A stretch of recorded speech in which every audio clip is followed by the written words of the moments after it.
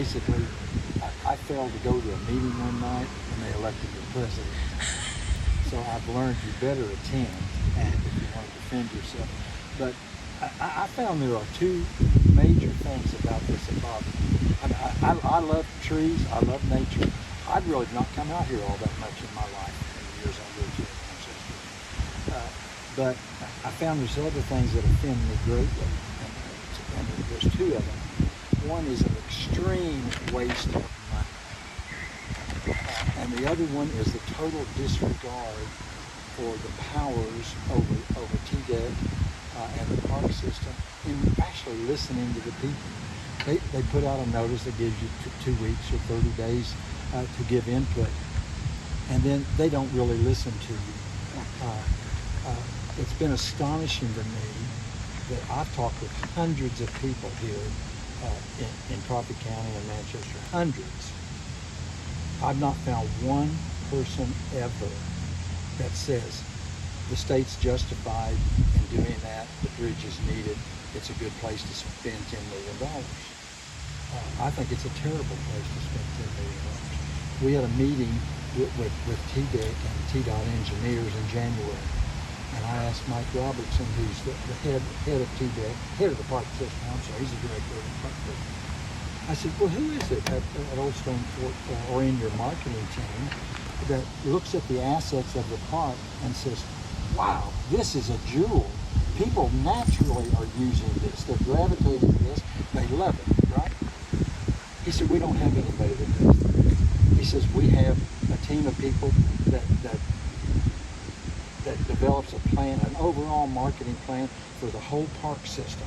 So basically, they're saying, hey, Tennessee's a great place to come look at our waterfalls and our rivers and hike our trails.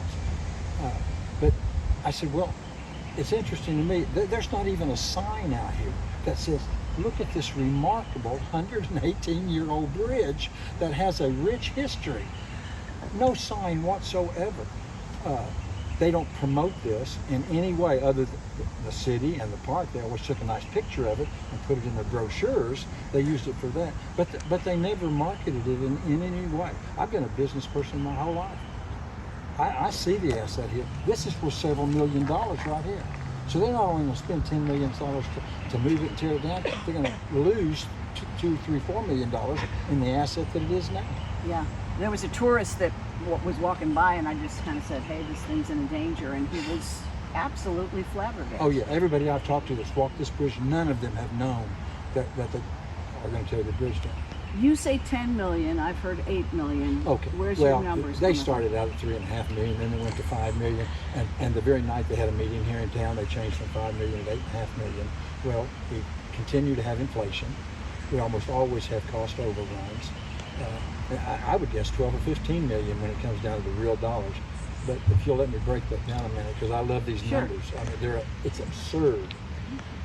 If they spend $10 million on this project, that is $10 million worth of additional national debt.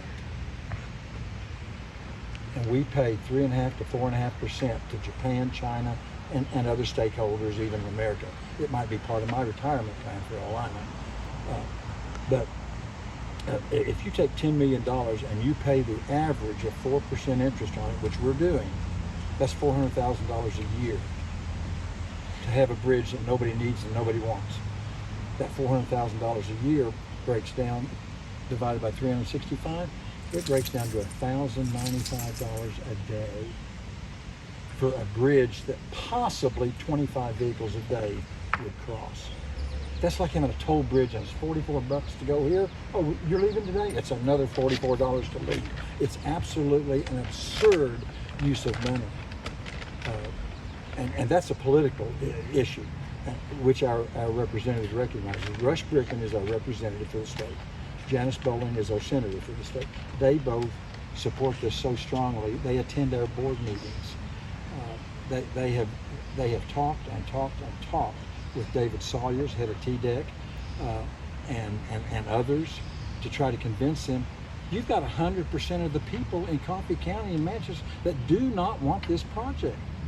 So that's what offends me so much, is number one, they don't mind wasting the money, but they absolutely will ignore the will of the people. That's like a stab in the heart to me. I mean, it's just crazy. And so, you know, some people will make innuendos that, well, maybe there's some under the table thing going on, or something nefarious going on here or there. You know, I don't want to believe any of that kind of stuff. I want to believe that David Sawyer's never been here and walked under this bridge and saw that it's in incredibly wonderful condition. They met with our engineers, Daniels and Barker. They met with them by Zoom. They didn't deny that Daniel and Jim were correct, that it wasn't $3.5 million to fix this thing. It was $320,000 to $560,000 to fix this thing. It's just absurd that they will not listen to the people, and I really wonder why. Where do you put your chances as we sit today of stopping this trend? I think that if we can get, honestly, quality people in Nashville and elsewhere like you that will cover this story and interview people and talk about it, and go talk to David Sawyers, maybe talk to the governor. He's probably not even aware of it.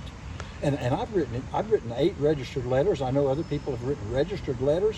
I haven't even gotten a response from them. In fact, after Mike Robertson and Chuck Yost, who's the liaison for TDEC with us, after he said in January the 4th, we will carefully consider every alternative. We'll look at your proposal. We'll leave no stone unturned. From January the 4th until they issued a letter in March that they put in the newspaper, those people did not contact me as president of this organization, Deb Morgan as a founder, or any of the 12 directors, none of them, to carefully consider our input. It's absolutely, they talk this way and they stand like this. It's very hurtful that we elect people and put people in positions like this that will not listen to the people. And honestly, I'm genuinely a reasonable person. If you will sit down with me and tell me, Gary, here's really why we need to do it, this, and this, and let me say, well, I think we got this one covered. No, you really don't need it for that. And let me have a real debate with you, or let us have a debate. And whoever walks out of the room having convinced the other one, that's probably the way they ought to go. Now, this is not a critical issue here. This is not like that bridge out there. That bridge right out there on Highway 41 they replaced in 2011 or so, and probably at $20 million. That bridge was needed for the traffic. I understand that. The damage to the river they had to do at that point. There's something they didn't have to do. They didn't have to blow up the green bridge that looked like this that was down there, because they built the bridge around it. If they'd listened to the people, they would have left it in place, put some park benches out there, buy the property, make it part of the state park or part of the city park system, where people can stop and picnic and walk their dog and that sort of thing. But instead, they took a C4 and they wrapped it around the piers and they blew it up into the river down there. And then they had to get cranes in there and pull out all the pieces and things like that. I mean, it's absurd behavior if you would actually listen to the common man that has some common sense. That's the way I feel about it. You know, and you can't argue with a structure that has stood this long. You know, it's bound to stand just as long if left reasonably undisturbed. Well, the engineering firm that we hired, they said that for $3,200 they can fix what the state said was wrong with it. For $560,000 they can add a whole shopping list for us of things that will improve the bridge and say it's good for another 75 or 100 years. And you know, even if you took contingency fees and inflation and everything you can think of, they said the top number might be $762,000 or something like that. Versus $8 or $10 million for something not needed. Deb, let me get a couple last